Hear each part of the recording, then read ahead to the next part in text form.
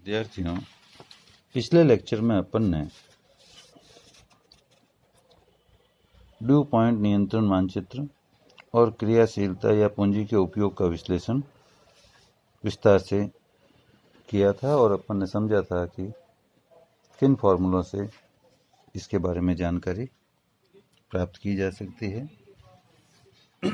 आज अपन वित्तीय स्थिति, इसको अपन सौदा क्षमता भी कहते हैं, उसका विश्लेषण करेंगे। तो एनालिसिस ऑफ फाइनेंशियल पोजीशन और सॉल्वेंसी।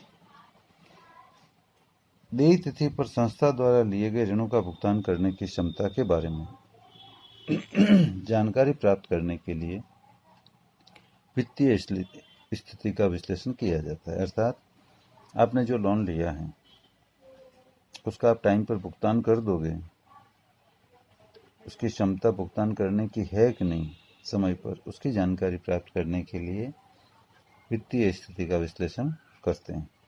इस हेतु अल्पकालीन और दीर्घकालीन दोनों प्रकार की वित्तीय स्थिति का विश्लेषण किया जाता है। तो सबसे पहले लेते हैं अल्पकालीन आर्थिक स्थिति या तरलता का विश्लेषण, analysis of short term financial position और लिक्विडिटी। इस विश्लेषण से संस्था अपने चालू दायित्वों को चुकाने की क्षमता के बारे में जानकारी प्राप्त करती है। इससे पता लगाया जा सकता है कि संस्था अपने अल्पकालीन दायित्वों का भुगतान कर सकती है या नहीं। संस्था के अल्पकालीन लेनदारों के साथ साथ दीर्घकालीन लेनदारों और अंशधारी भी अपने अल्पकालीन ऋणों के भुगतान के साथ साथ ब्याज और लाभांश के भुगतान की स्थिति के बारे में जानकारी प्राप्त करना चाहते हैं, क्योंकि अल्पकालीन जो लेनदार होते हैं उनको टाइम पर भुगतान चाहिए और जो दीर्घकालीन लेनदार हैं उनको भी ड्यू टाइम में अपना रीपेमेंट और टाइम पर ब्याज चाहिए, और अंशधारी है उनको लाभांश के रूप में रिटर्न चाहिए। इस कार्य के लिए अपन निम्नलिखित अनुपातों की गणना करते हैं। उसमें सबसे पहला है चालू अनुपात या कार्यशील पूंजी अनुपात, करंट रेशियो या वर्किंग कैपिटल रेशियो। चालू संपत्तियों और चालू दायित्वों के बीच गणितीय संबंध जिस अनुपात के द्वारा बतलाया जाता है उसे चालू अनुपात कहते हैं। इसका अल्पकालीन ऋणदाताओं के लिए बहुत महत्व है। यह अनुपात चालू दायित्वों को चुकाने की क्षमता बतलाने के साथ साथ उनकी सुरक्षा सीमा भी प्रकट करता है। इसका आदर्श माप 2:1 होता है। यह अनुपात जितना अधिक होता है, कंपनी की चालू दायित्वों की चुकाने की क्षमता भी उतनी ही अधिक होती है, और अल्पकालीन ऋणदाता अपने ऋणों की चुकतारा स्थिति के बारे में स्वयं को अधिक सुरक्षित समझते हैं कि भाई हमारे को टाइम पर रीपेमेंट हो जाएगा। एक सीमा से अधिक चालू अनुपात स्वयं संस्था के लिए अच्छा नहीं होता, क्योंकि यह कमजोर विनियोग नीति के साथ साथ अधिक देनदारों तथा स्टॉक के रहने का परिचायक होता है। या तो डेटर्स बहुत ज़्यादा हैं या स्टॉक बहुत ज़्यादा है। इस अनुपात का एक सीमा से कम रहना भी व्यापार में कार्यशील पूंजी की कमी को दर्शाता है। केवल इस अनुपात के आधार पर व्यवसाय की तरलता और शोधन क्षमता के बारे में निष्कर्ष निकालना उचित नहीं रहता, क्योंकि चालू अनुपात ऊंचा होते हुए भी संस्था की तरलता एवं शोधन क्षमता कमजोर हो सकती है। यदि चालू संपत्तियों में ज्यादा हिस्सा रहती है एवं देनदारों व प्राप्य विपत्रों का है जिनसे पिछले कई वर्षों से राशि वसूल न हो रही है, इसी प्रकार संस्था इस बात से आश्वस्त है कि अल्पकाल में धन की आवश्यकता पड़ने पर बैंक द्वारा उसकी पूर्ति कर दी जाएगी, तो ऐसी दशा में नीचा चालू अनुपात भी परेशानी का कारण नहीं बनेगा। चालू अनुपात ज्ञात करने के लिए चालू संपत्तियों में चालू दायित्वों का भाग दिया जाता है। चालू संपत्तियों में एक वर्ष में रोकड़ में परिवर्तित होने वाली संपत्तियां शामिल होती है, जैसे रोकड़, बैंक शेष, अल्पकालीन विनियोग, विक्रय योग्य प्रतिभूतियां मार्केटेबल सिक्योरिटीज, देनदार, प्राप्य विपत्र BR, स्टॉक, चाहे वो कच्चे माल का हो, चाहे अर्धनिर्मित माल का हो, चाहे निर्मित माल, मतलब raw material, semi finish goods और फिनिश गुड्स का। पूर्वदत्त व्यय, प्रीपेड एक्सपेंसेस। अदत्त एवं उपार्जित आय, एक्रूड एंड आउटस्टैंडिंग इनकम, इन्हें अपन शामिल करते हैं चालू संपत्तियों। यहाँ ध्यान रखने योग्य बात यह है कि स्थायी संपत्तियों को बेचने से प्राप्त राशि, इसी तरह स्थायी संपत्तियां खरीदने के लिए दिए गए अग्रिम, संस्था में कार्यरत कर्मचारियों को दिए गए दीर्घकालीन अग्रिम तथा दीर्घकालीन ऐसे विनियोग जो आय अर्जित करने के उद्देश्य से खरीदे गए, उन्हें चालू संपत्तियों में शामिल नहीं किया जाएगा। ये ध्यान रखने की बात है। चालू दायित्वों में 1 वर्ष की अवधि में चुकाए जाने वाले दायित्वों को शामिल किया जाता है। चालू दायित्वों में लेनदार, देय विपत्र मतलब creditors BP, bank overdraft, outstanding and accrued expenses,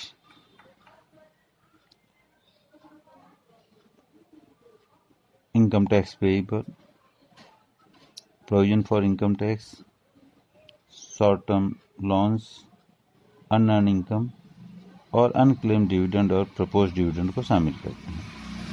यहाँ भी ध्यान रखने योग्य बात यह भी है कि यदि संस्था ने कुछ प्राप्य बिलों को बैंक से भुना रखा है और उनकी मैच्योरिटी डेट आई नहीं है, तो इन संभावित दायित्वों को भी चालू अनुपात ज्ञात करते समय ध्यान में रखा जाना चाहिए।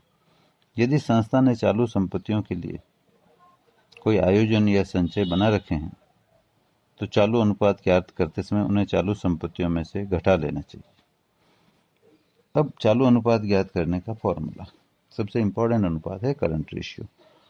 तो करंट रेशियो बराबर current assets upon current liabilities, मतलब चालू अनुपात निकालते समय अपन चालू संपत्तियों में चालू दायित्वों का भाग देंगे। और चालू संपत्तियों में किन किन को शामिल करते हैं?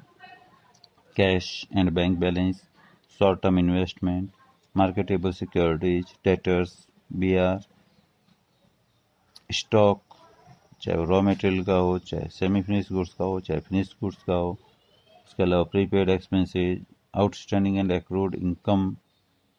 इसे चालू दायित्वों में किन किन को शामिल करते हैं? करंट लायबिलिटीज में sundry creditors, bills payable, bank overdraft, outstanding and accrued expenses, payable taxes, provision for taxes, short term loans, unearned income, unclaimed dividend and proposed dividend.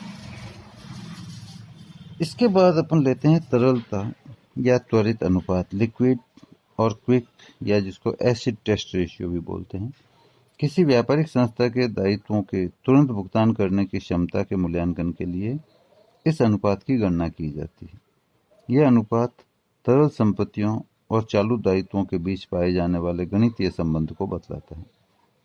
तरल संपत्तियों की गणना करते समय यह ध्यान रखा जाता है कि चालू संपत्तियों में शामिल की जाने वाली मदों में से स्टॉक और प्रीपेड एक्सपेंसेज शामिल नहीं होते हैं, क्योंकि रहतियों को तुरंत रोकड़ में बदला नहीं जा सकता, परिवर्तित नहीं किया जा सकता और पूर्वदत्त व्यय वसूली योग्य नहीं होते।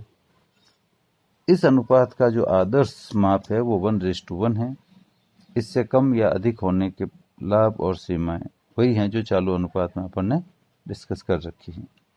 तो लिक्विडिटी रेशियो निकालने का फॉर्मूला है liquid assets upon current liabilities.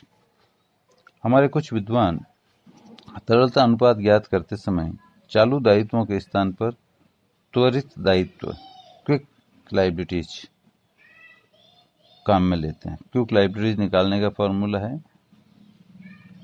Current liabilities minus bank OD, क्योंकि बैंक ओडी को व्यापार में वित्त प्राप्ति की स्थायी व्यवस्था मानी जाती है, जिसे समय समय पर रिन्यू किया जा सकता है, नवकृत किया जाता है।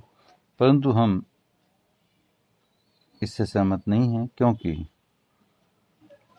अधिविकर्ष वित्त प्राप्ति की व्यवस्था तो है, परंतु व्यापार में जैसे ही राशि वसूल होती है तो उसका बैंक या तो उसका चेक या ड्राफ्ट या रोकड़ जो भी बैंक में जमा कराते हैं उससे अधिविकर्ष की राशि कम हो जाती है। फिर यदि लेनदारों को या अन्य लोगों को भुगतान करना हो तो अधिविकर्ष का शेष पुनः बढ़ जाता है। कहने का तात्पर्य यह है कि यह तो लेनदारों से भी पहले चुकाने योग्य दायित्व है, जिसे त्वरित दायित्व ज्ञात करते समय घटाना औचित्यपूर्ण मैं नहीं मानता हूँ। इसलिए अपने तो पहले ही फॉर्मूला काम में ले रहे हैं, तरलता अनुपात क्या, liquid assets upon current liabilities. परंतु कुछ विद्वान इसका ये अल्टरनेटिव फॉर्मूला काम में लेते हैं, लिक्विड एसेट्स या quick assets upon quick liabilities.